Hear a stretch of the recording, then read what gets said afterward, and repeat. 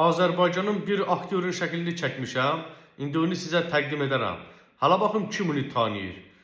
Allah onu rəhmət eləsin. Elə maraqlı filmləri var. Hansı filmdə iştirak edib, hamısı elə belə maraqlıdır.